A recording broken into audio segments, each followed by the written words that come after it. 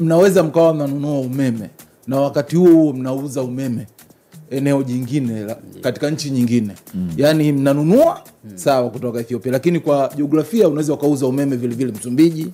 Yani at the same time unafanya vitu viwili kwa wakati mmoja kutokana na jiografia au ndio. Misingi ya kuwa na hii miundombinu inayo cross kuanzia kaskazini mwa Afrika mpaka kusini, kuna kitu kimejengwa kinaitwa backbone. Naomba usogee kwenye mic kidogo. Yes. Kuna njia kubwa ya umeme inaitwa backbone.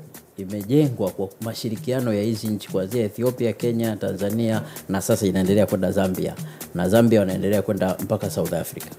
Hiyo njia ndio maana tunaongelea sasa sisi kujenga kutoka Chalinze kufika Dodoma. Hiyo njia sasa imeshafika kuanzia Dodoma, imeenda mpaka Arusha mpaka Namanga. Ndio iliyounganisha mpaka Kenya. Lengo la hiyo njia kujengwa ilikuwa ni kwamba lazima ili kuimarisha grid na upatikanaji wa umeme kwenye nchi za Afrika kuwe na uwezekano wa kuuziana umeme, kwa sababu ukishaziunganisha grid mbili, grid zikishaungana kama sasa hivi zimeungana, grid yetu imeungana na ya Tanzania, imeungana na ya Kenya, imeungana na Ethiopia, imeungana na Uganda. Hizi grid zote zimeshikana. Sasa tabia ya umeme unatembea kokote ambako unaona kuna mahitaji.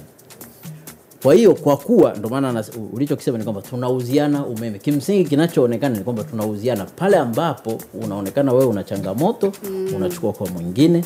Pale ambapo yeye ana changamoto, anachukua kwa sababu hata hii yenyewe inatokea kwamba ili grid yako iwe stable ni pale ambapo vyanzo mbalimbali vinakuwa vimeshikana, yani vimeungana kwenye grid.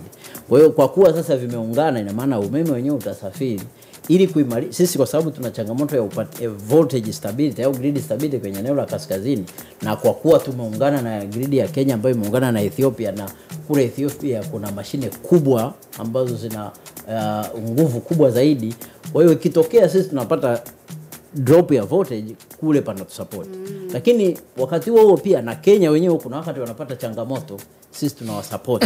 Kwa hiyo tunasupportiana. Sasa kwenye kusupport na maana umeme una flow sehemu yoyote. Lakini ukishamaliza kuflow lazima mtu umlipe ule umeme uliotoka kwake kuja kwako. Kama pale Arusha tuna mita 2. Kuna mita ya kwetu na ya Kenya. Kila mwisho wa mwezi tunaangalia umeme uliokuja kwako ni kiasi gani na uliokuja kwetu ni kiasi gani.